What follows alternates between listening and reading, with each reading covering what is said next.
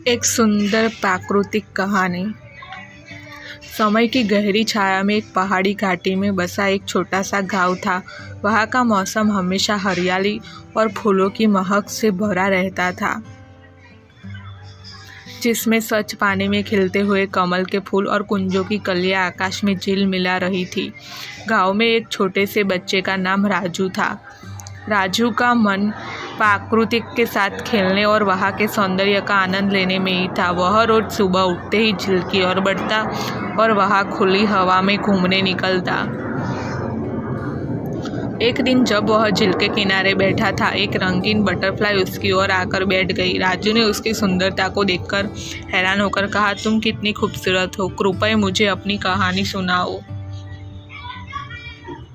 Butterfly ने मुस्कुराकर कहा, मैं एक साधारण रूप से किनारों घूमती हूँ और इस प्रकृति के सौंदर्य का आनंद लेती हूँ।